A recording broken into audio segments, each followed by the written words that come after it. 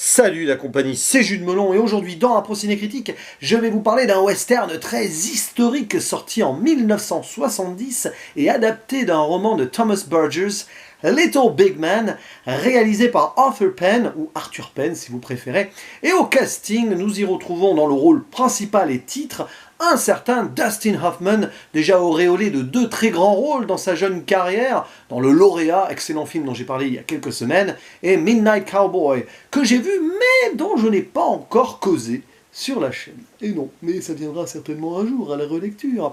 À ses côtés, nous avons Faye Dunaway, qui est une actrice assez fétiche pour le metteur en scène, le chef indien Dan George, qui joue un chef indien, il y a également Martin Balsam ou encore Richard Mulligan, pour une histoire qui se déroule au milieu jusqu'au troisième quart du 19e siècle aux États-Unis, donc en pleine conquête de l'Ouest, avec l'Amérique qui repousse les Indiens, tout ça dans un contexte post-guerre civile. Et nous allons suivre les aventures d'un jeune garçon au tout début, qui s'appelle Jack Crabb, qui a 10 ans et quelques, et qui va se faire capturer, ou pas en fait, recueillir par des Cheyennes après que sa famille ait été décimée, sauf sa grande sœur, par des ponies, des méchants indiens. Et alors tout ceci va nous être raconté d'un point de vue très âgé du même petit garçon, 110 ans après, eh oui, très vieil homme, 121 ans, incroyable, presque comme Jeanne Calment, qui va donc narrer tout ceci à un journaliste qui est là pour redorer le blason des Indiens d'Amérique, souvent bafoués dans l'histoire américaine, et pour cause. Et d'ailleurs, ce film est un petit peu là pour cela. Bref, on va suivre ensuite donc Jack, qui chez les Cheyennes va devenir Little Big Man, adolescent, jeune adulte, et il va ensuite vivre différentes péripéties en quittant sa tribu, en revenant chez les Américains, puis revenir chez les Cheyennes, Américains, bref, le destin d'un homme qui est à la fois blanc américain et indien d'Amérique, mais qui n'est pas vraiment l'un ou l'autre, il est un peu entre les deux, et va devoir jouer avec cette double identité jusqu'à la fin de ses jours, plus ou moins, du moins là dans le film on voit ses 30 premières années, pour faire simple, grosso modo, hein, et c'est pas facile pour lui, oh là là, non non non. Et c'est un métrage qui est très intéressant sur le plan historique, notamment sur la façon dont il représente les Indiens, et ça j'aime beaucoup, un peu à contre-courant des westerns d'avant, et même de certains qui sortiront après, donc western historique oui, mais qui prend le contre-pied de certaines choses, à l'image de ce que fera Kevin Costner quelques années après avec le magistral Danse avec les loups. On peut faire des parallèles, peut-être que Little Big Man a inspiré M. Costner pour son film, mais il s'avère que j'ai préféré la vision costnerienne, plus, on va dire, grandiose dans les pics. Là, on est très terre-à-terre sur le plan historique, même si ça prend évidemment pas mal de liberté, j'imagine, mais il y a des références exactes, notamment avec des personnages de l'histoire américaine, le général Custer en tête, qui est montré comme un arriviste ambitieux, hein. Bon, c'était un petit peu le cas, hein. Il paraîtrait, pardon, parce que c'est il y a longtemps maintenant, qui voulait devenir président des États-Unis, tout ça, etc. Mais on va surtout se concentrer donc sur le destin d'un homme qui va passer par beaucoup d'états, pour faire simple, et rencontrer pas mal d'obstacles, mais aussi vivre de très belles choses. Et alors, j'ai aimé le film, mais c'est pas pour moi un énorme chef-d'œuvre. Voilà, selon moi, mon point de vue, même si j'en reconnais les grandes qualités, Dustin Hoffman est très bon, même si je l'ai vu meilleur dans Le Lauréat, par exemple, ou même dans Tootsie, mais très grande performance. En fait, c'est bizarre, parce que t'as l'impression qu'il colle pas trop au personnage. Tu l'as vu dans tellement de rôles en même temps, Dustin Hoffman, voilà, mais je sais pas, il manque peut-être quelque chose, quoique ça lui va très bien, parce que Little Big Man, oui, il est petit, et comme son personnage, quoi, voilà, il est pas bien grand. Et donc, ça me fait marrer, mais c'est vrai. Et, mais ce qui m'a un petit peu dérangé, mais alors un tout petit peu parce que j'ai vraiment apprécié le film, attention, hein, c'est que ça part presque un peu dans tous les sens pour nous représenter des choses qui sont assez claires très vite.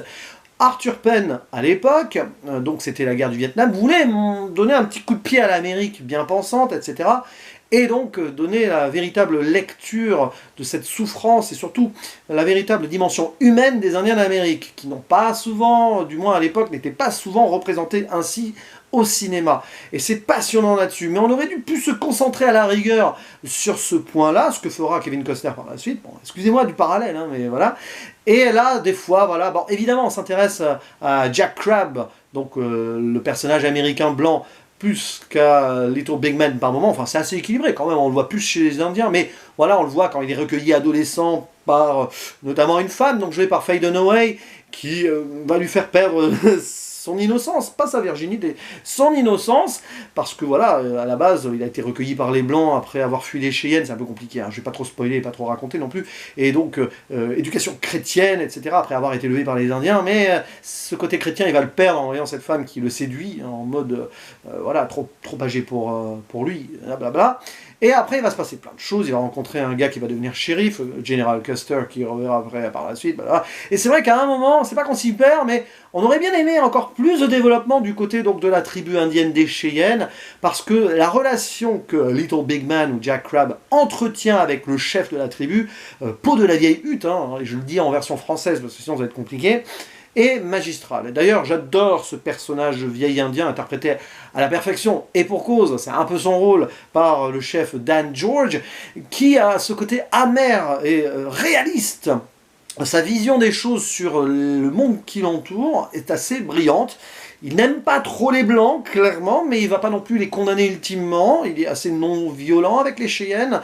C'est un peuple qui respecte l'homme au sens large, et surtout, dans le film, les Cheyennes sont nommés les êtres humains, human beings, ainsi étaient-ils nommés. Voilà, donc à l'époque où on considérait, beaucoup d'Américains, donc au 19e siècle, les Indiens comme des sauvages, c'est assez amusant et ça donne un beau contre-pied, surtout que les Blancs sont montrés en mode débauche, conquête, etc., assez agressif et tout. Certes, le film n'oublie pas de nous dépeindre les ponies, donc des Indiens un peu plus belliqueux quand même, mais, et puis donc, du coup, on voit les rivalités entre les Cheyennes et les ponies, entre autres, et ça, c'est passionnant, voilà. Et j'aurais aimé plus de développement là-dessus, et c'est pour ça que je préfère Danse avec les loups, vous m'avez compris. Voilà, finir ici la comparaison entre les deux films me paraît être une bonne idée quand même. Sinon, voilà. Mais c'est vrai qu'on pourrait faire une analyse vraiment comparative entre les deux films. Peut-être ça a été déjà fait, que ce soit en écrit ou en vidéo YouTube, je ne sais pas, mais ça serait une bonne idée.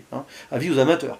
Et donc voilà, mais sinon, ouais, c'est passionnant de voir à quel point ce personnage donc de Jack Crabbe, alias Little Big Man, ne trouvera jamais véritablement sa place.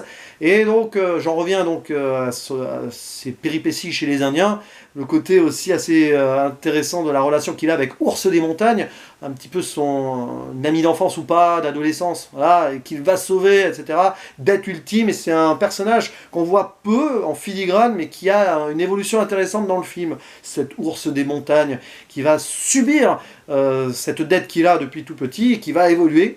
Et voilà. Bah après, il y a des trucs plus anecdotiques qui m'ont pas agacé du tout, mais que voilà, j'ai trouvé un petit peu bizarre dans le lot, mais pourquoi pas, après tout, c'est le côté romancé du film, c'est adapté d'un roman, ça se voit, il y a la narration du vieil homme en mode flashback, tout ça. C'est par exemple l'épouse, un moment que se trouve, alors la première épouse, que se trouve Jack, une Suédoise, qui s'appelle Olga, qui va avoir un destin dans le film, cette dame, totalement fou, quelque part, et à un moment, il y a une petite incohérence. Je peux comprendre, traumatisme, tout ça, vous voyez de quoi je veux parler, ceux qui ont vu le film, mais il y a un moment où je dis, ok, d'accord, bon, bah, pourtant c'est pas des années qui sont séparées, enfin voilà, j'en dis pas plus, mais bon, quand même.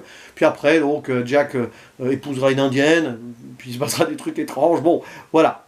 Par contre, il y a des moments assez forts quand même dans le film, on ose représenter l'homosexualité chez les Indiens, bon, et on montre surtout que les Indiens d'Amérique, du moins les Cheyennes, acceptaient dans leur tribu un Indien homosexuel, là où les Blancs ne le faisaient pas. Ce qui montre donc clairement ici du point de vue d'Arthur Penn, et qui est très passionnant vraiment, que les Indiens d'Amérique étaient, les Indiens étaient parfois plus humains et surtout plus sages et réfléchis sur donc le comportement de leurs congénères que les Blancs qui faisaient de la chasse aux sorcières dans tous les sens. Et ça fait réfléchir au niveau de la tolérance. Donc voilà, c'est un film passionnant qui ne brille pas par une mise en scène extraordinaire, mais qui a des moments de climax, de violence. Il y a des massacres qui sont montrés, c'est dur, très dur.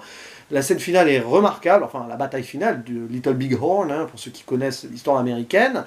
Très très fort, mais ça manque peut-être d'une dimension plus cinématographique, là où on reste dans une lecture historique passionnante. C'est un film qui brille sur son fond, qui a une forme intéressante, mais qui n'est pas grandiloquente. C'était certainement voulu de la part d'Arthur Penn, qui en a profité du coup ici pour faire un petit piqûre de rappel à une Amérique en pleine guerre du Vietnam qui se perdait un peu selon lui. Oui, il y a un message politique dans ce film et c'est vraiment intéressant de savoir qu'il est sorti en 1970 et qu'il parle de ce qui a pu se passer 100 ans auparavant.